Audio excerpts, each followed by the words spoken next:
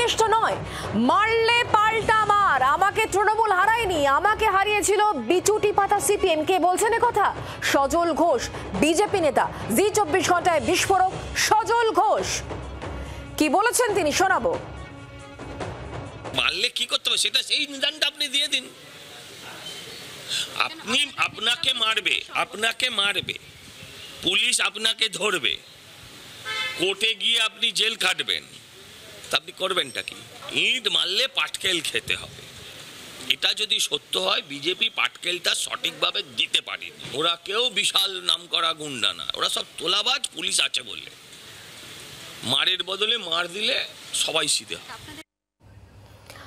সজল ঘোষ তিনি বলছেন মারের বদলে মার, ইট মারলে পাটকেল ছুটতে হবে।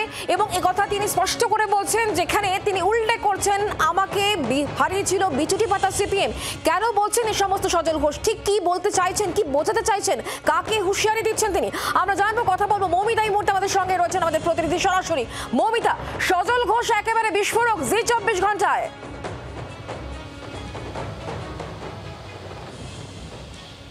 সজল ঘোষ আজকে যে পরিস্থিতি, সেই পরিস্থিতির ব্যাখ্যা করছিলেন এবং সেই পরিস্থিতির ব্যাখ্যা করতে গিয়ে তিনি বলছেন এই মুহূর্তে রাজ্যে যে পরিস্থিতি, রাজ্যে যে ঘটনা পরম্পরা, তাতে ইলেকশনের সময়, নির্বাচনের সময় বিজেপির কর্মীদের জন্য তিনি একটা কথাই বলতে পারেন যে মারের বদলে মার, মারলে পাল্টা মার না দিলে হবে না।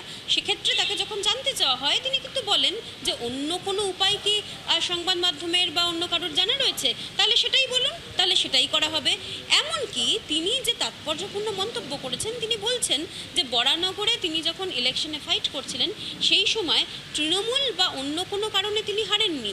তিনি তার পরাজয়ের জন্য বিচুটি পাতা হিসেবে কোট আনকোট সিপিআইএমকে দায়ী করছেন এবং বলছেন যে সিপিআইএম এক্ষেত্রে ভোট কাটুয়ার কাজ করেছিল, সেইভাবে তিনি হেরেছেন এবং অন্য কোনো কারণ বা অন্য কোনো রাজনৈতিক দলের জন্য তিনি হারেননি। লকেট চট্টোপাধ্যায়কে দেখতে পাচ্ছি। লকেটদীপ, সজলদা বলছেন যে মারের বদলে পাল্টা মার, তা না হলে উপায় নেই এই সিচুয়েশনে, কারণ বিজেপি কর্মীরা সমস্ত জায়গায় আক্রান্ত হবে, এটা হতে পারে না। আপনিও কি তাই মনে করেন?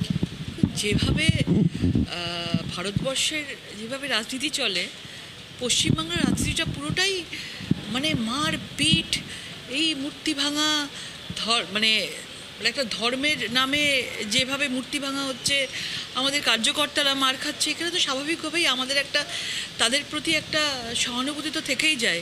এবং আমাদের কর্মীরা মারের পর মার, বছরের পর বছর ধরে কেন খেয়ে আসবে? সেই জন্যই আবেগে আমরা বলি যে মারের বদলা মার হওয়া উচিত। কিন্তু সাধারণ মানুষ দেখতে পাচ্ছে আমাদের কিছু করতে হবে না, সাধারণ মানুষের ওপরে আজকে এই মার গিয়ে পড়ছে। এখন আর শুধু কার্যকর্তাদের ওপরেই সীমাবদ্ধ নেই, তো সাধারণ মানুষের জবাব দেবে।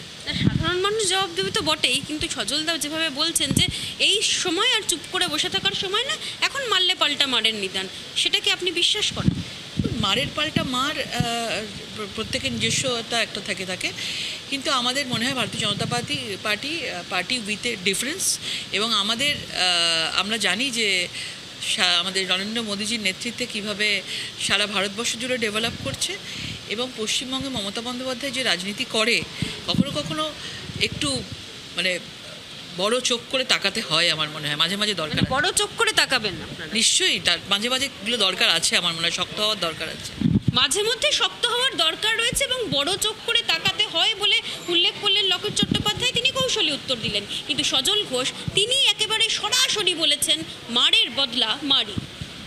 মৌমিতা, ধন্যবাদ আমাদের সঙ্গে সরাসরি থাকার জন্য। শুধুমাত্র মারের বদলে পাল্টা মার নয়, সজল ঘোষ তিনি বলছেন যে যেখানে বরানগর উপনির্বাচনে সেখানে তাকে সায়ন্তিকা বন্দ্যোপাধ্যায় বা তৃণমূল কংগ্রেস হারায়নি, আসলে ভোট কাটুয়া হিসাবে কাজ করেছে সিপিএম। ঠিক এই জায়গাতে সজল ঘোষের বক্তব্য কি শোনাবো।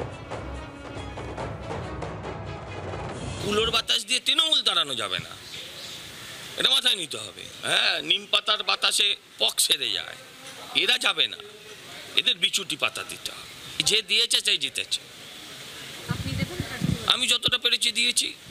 আমার 35,000 মার্জিন ছিল, সেটা 8,000-এ আসলো। আবার আমাকে বিচুটি ঘষে দিল সিপিএম। হ্যাঁ, তা নাহলে ওখানে আজকে আমি এমএলএ হওয়ার বিষয় না, তৃণমূলের একটা এমএলএ কম থাকতো, দুটোর মার্জিন কমতো, সেটা ওখান থেকে সিপিএম বাদ সাধলো, ভোট কাটুয়ার কাজ করলো। আমাকে সিপিএম হারিয়েছে, সায়ন্তিকা দেবী কিংবা তৃণমূল আমাকে হারায়।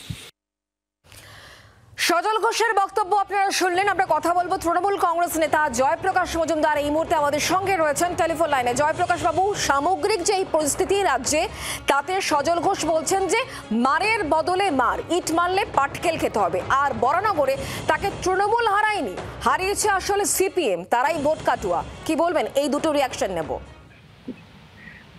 তো বলছেন সিপিএম হারিয়েছে, কাকে মারবেন? সাধারণ মানুষ যারা ভোট দিয়েছে তাদের মারবেন? বলা যায় না। সজল ঘোষের যে মানসিক অবস্থা, হতাশা, তাতে অনেক কিছুই করে ফেলতে পারেন।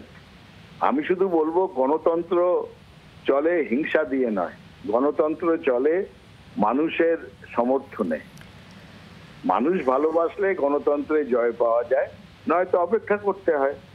সজল বাবুকে এটাই বলবো, এইরকম মানসিক অবস্থাতে রাজনীতি করা যায় না, যে মারবো, ধরবো, কাটবো, বোমা মারবো, গুলি চালাবো। এটা রাজনৈতিক নেতাদের ভাষা হতে পারে না। আপনি একটুখানি নিজেকে সংশোধন করুন, একটু শান্ত হন, একটু জল খান।